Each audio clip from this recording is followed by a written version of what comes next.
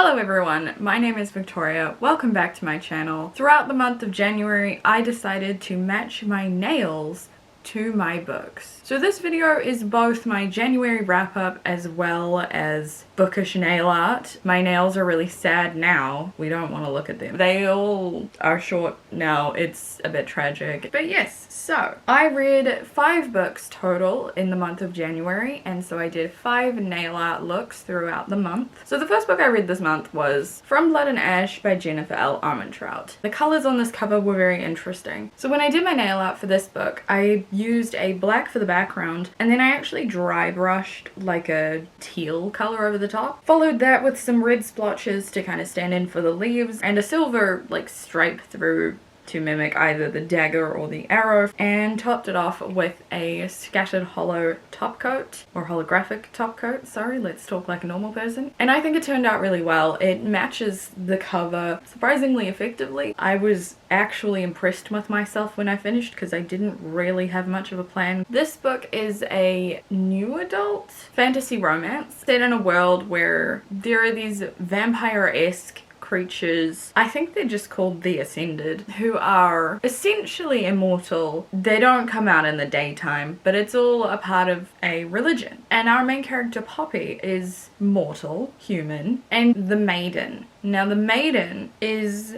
a huge thing for the religion in this book. She is like supposed to be super helpful and important in the ascension of basically everyone in her generation, whether she likes it or not. She has a whole bunch of really strict rules she has to follow. She's not allowed to talk to people, she's not allowed to have friends, she's not allowed to physically touch another human being. Like, no one's allowed to touch her. She has to always have a veil over her face. Lots of rules. She doesn't particularly like any of these rules.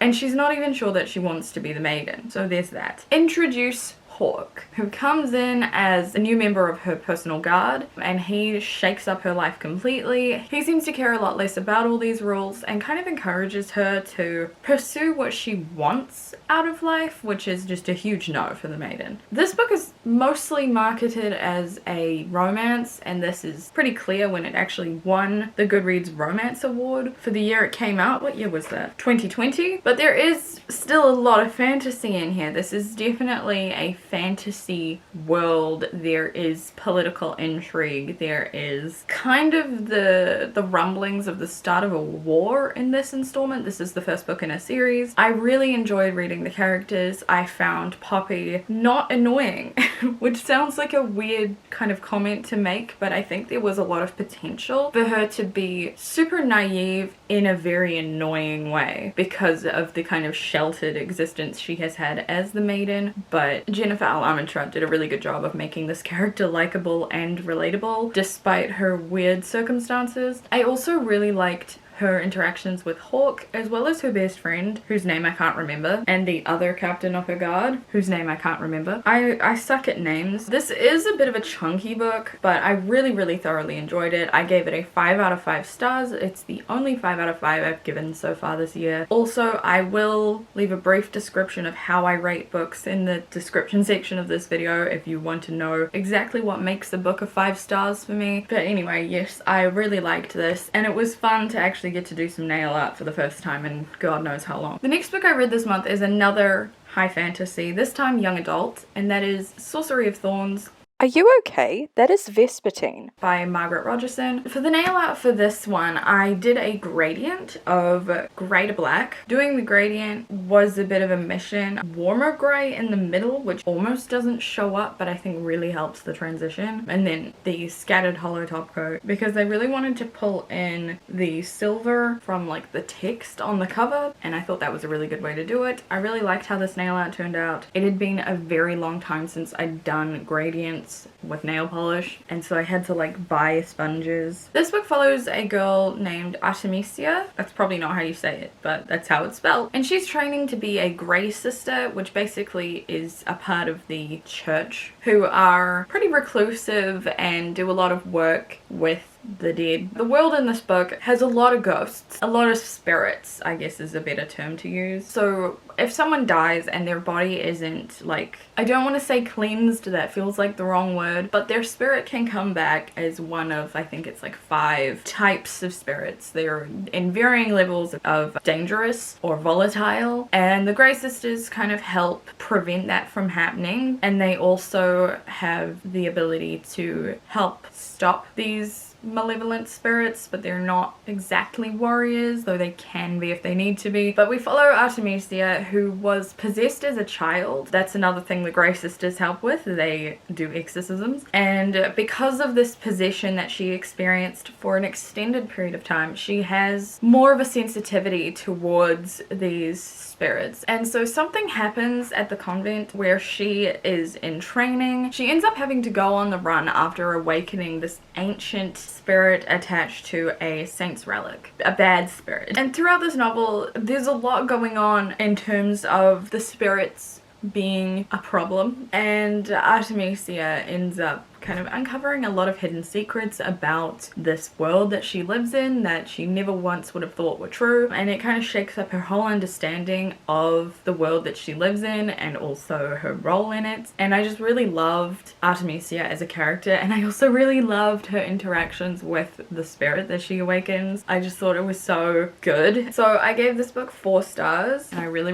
liked it. The next book I read probably resulted in my favorite nail art design of the month, and that was Ink, Iron and Glass by Gwendolyn Clare. This is also the first book in a duology this time. My nail art for this one was an experimentation. So basically my plan was to do a kind of splotchy gradient. So I used a sponge with a bunch of different colors in different spaces to try and like blend different areas together, and it ended up looking like watercolor, which that's kind of ideal. Unfortunately, the dark blue that I used kind of got a bit diluted with the other colors that I was using, so it doesn't quite match the cover in the end, but I think it looked really cool. I really liked doing it, and I don't really understand how I managed to do it. I don't know if I'd ever be able to do it again, but I really like how it turned out. It's a young adult fantasy steampunk book, which I don't read a lot of steampunk, but it's really fun when I do. We follow a girl named Elsa. So in this world there is this branch of science called scriptology, which basically means people can write worlds into books that they can then visit, like they can go to them. And Elsa is from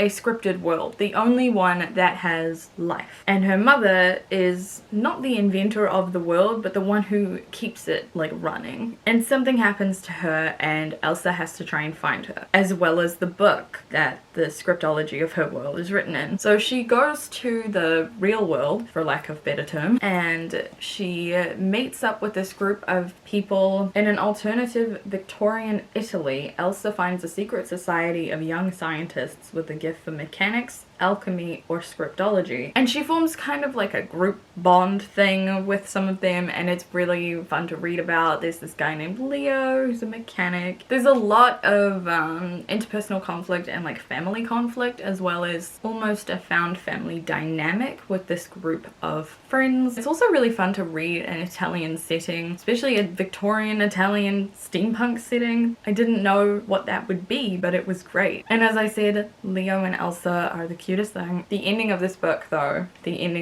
wow, okay. I gave this a 4 stars. I really enjoyed it. I loved seeing Elsa kind of come into her own a bit. She's always had a very distinct idea of who she was and what her role was, and she didn't leave any wiggle room in that. She was just like, nah, this is what it is, this is who I am, this is it. And all of her kind of ideas on those things are challenged in this book, and it's really interesting to see her grow as a character, and I really like who she ended up kind of becoming. There was a lot of growth for her in this book, and I'm really intrigued to read the sequel. The next book I read this month was Blended by Sharon M. Draper. I really like the cover of this, so doing a nail art design inspired by it, I was really excited until I realized I did not have the right shade of pink. So I just decided to use every shade of pink that I had, even though none of them were right. So I did do white with pink stripes, and on a couple of my nails I did do a brown stripe because because the colors on this cover, while it's pink and white stripes, there is brown on the cover too, because Isabella is on the cover, and I really like the warm brown tones with the pink and the white, so I wanted to bring that color in. This isn't my favorite result. I would have liked for my stripes to have been more even, but I think it turned out alright in the end. This is a middle grade contemporary novel that deals with a lot of heavy topics. So our main character, Isabella, is of mixed race. Her mother is white and her father is black, and they are divorced. And her father and his new girlfriend and her son have just recently moved back to the town where she and her mum live with her mum's boyfriend. And so she's really kind of struggling with this 1 week at one house, 1 week at the other house, and dividing her life in half like that, and never really feeling like anywhere is home because she's always moving from somewhere. So this book deals a lot with racial identity. As mixed race, Isabella struggles a lot with, am I black, am I white, where do I fit in this picture of the world, which sucks. So there's a lot of inner growth, almost coming of age kind of stuff, although she's only 11. I really liked how in this book all of the parental figures, so the blood parents and their partners, are all really nice people, and Isabella likes all of them. I really liked that part of it. It would have been so easy for this book to just villainize the parents' partners, and I think that's something a lot of books do. But you know, we have this kind of struggle with Isabella where she likes these people and she likes that they make her parents happy, but she kind of still wants her parents to get back together because she wants her family to be how it was. It's a whole thing. This book also deals a lot with racism. Isabella is 11 and has darker skin, so she is starting to experience or realize that she's experiencing the effects of racial prejudice, and she's starting to understand what that looks like, what that is, and how that feels, as well as learning about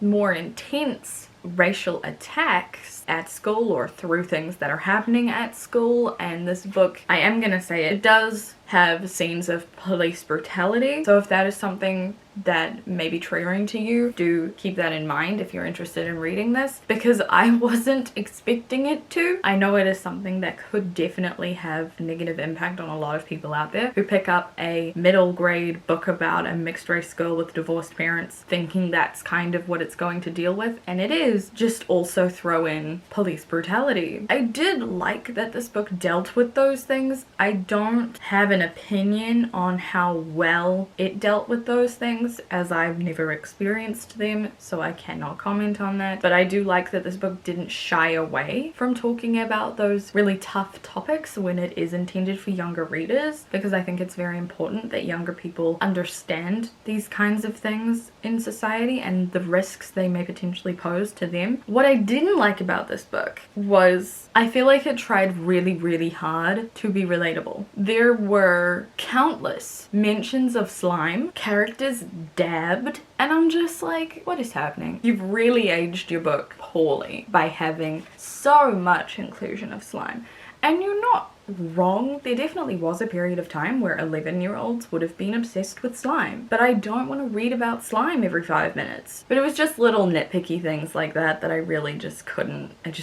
Some of the dialogue seemed a little bit cheesy as well, but then again, I'm not 11, so maybe this is just really accurate. And then the final book that I read this month, Enchanté by Gita Trelase. Nail art for this one. So I tried to mimic the cover, which is like a sideways French flag. So there's the blue stripe, the kind of off-white stripe, and the red stripe, and then there's also like gold blotches around the place. And so I really had a time trying to do those stripes and stuff, and I think I managed to do a pretty good job of actually matching the cover of this, but it ended up looking like I was an American patriot. Considering I'm neither American nor in America, that's not really the vibe I was going for. Honestly, this was the nail art that got the most compliments, which was weird. I did have someone tell me that it looked like Wonder Woman though. I mean, that's a vibe. That's what that ended up looking like. I think it was a really good match to the cover. In the end, it's just that, you know, most people don't know this book exists. This is a young adult fantasy novel set in revolutionary France. So this is like right at the end of Louis XIV and Marie Antoinette's reign, like right up to the end of it is when this book takes place. There is technically a sequel to this, but I don't know if I want to read it because I kind of like how this ended. It's a little ambiguous, and obviously there's the whole revolution still to happen, but I don't have an awful lot of questions or lingering what's gonna happen with the actual plot of the characters and their arcs. I feel like it all kind of wrapped up really nicely. But anyway, we follow a 17-year-old named Camille after her parents have died of smallpox. Her younger sister has just recovered from smallpox, and her brother, her older brother, rather than taking care of them properly, has become an alcoholic, drunk, addicted to gambling, and keeps losing all their money. It's great. So she is really struggling to keep her and her sister alive. She has to rely on magic. She has the ability to do some magic, but it requires sorrow. The magic system in this book requires deep feelings of sorrow and grief and helplessness and sadness to work, which I think is just so fascinating. But not anybody can use magic. You have to, I guess, be born able to do it. So she uses magic to turn scraps of metal into coins so that she can buy things, but it won't hold the shape forever, and she knows eventually she will get caught out, and then God knows what will happen until she is just kind of left with no other options. She goes to the Palace of Versailles under a like glamour to disguise herself and kind of cheat at gambling because she can use her magic. But getting yourself into essentially court and court politics is just a whole other mess, a whole other can of worms. So she's kind of struggling to keep that from falling apart and keep from getting caught, from getting found out as a fraud. And at the same time, back in Paris with her family, she's met this guy. Oh, can I even say it? It's a French name. It looks like Lazare or Lazare, who is a balloonist. He's trying to build a hot air balloon, and it's great, and their interactions and their relationship is great. I loved her relationship with her sister and the tensions that kind of developed out from the things that were happening, and her relationship with her brother really bummed me out, which it was supposed to. Like, it was doing its job. Like, he wasn't always a shithead, he just became a shithead, and so like there is that kind of sadness tinging almost every time she encounters him because he wasn't always an ass. I loved all the friendships that develop in this book. The magic system in this was really fascinating to me, and also the kind of politics and struggles behind the magicians. Parts of this book really gave me similar vibes to In the Shadow of the Sun by E.M. Castellan, because that is also a book set in France when there was royalty and dealing with magic. I also felt like the court politics of this reminded me a bit of Glitter by April and Pike, which I wasn't prepared for, but the overall atmosphere of this book actually reminded me more of like Leigh Bardugo stuff, which I also wasn't expecting. But I really liked this. I gave this a 4 out of 5 stars, and now my nails are naked and sad. So that's my wrap up for the month. 5 books. Mostly 4 stars, 1 5-star, 1 3-star. That's a pretty good breakdown, I would say. I've already planned out what I'm gonna read in February, so I'm excited to do that. But yes, this was a fun video to make. Shout out to the fact that I filmed all of my nail art clips in the middle of the night on my bed. We love that for me. But yes, I really enjoyed the results of doing this. It was really fun to kind of play around with nail polishes because I don't actually do that as much as I used to, and I just thought it was something fun to add to a wrap up. I will not be doing this again. If you've read any of these books, let me know what you thought, or if you have any recommendations for me based on these books, or just in general, also let me know because I would love to hear them, and I'd love to talk to you guys in the comments. So please comment. Leave a like if you enjoyed this video, and subscribe if you want to see more from me. I am posting every week, and I hope to see you guys next time in a new video. Bye!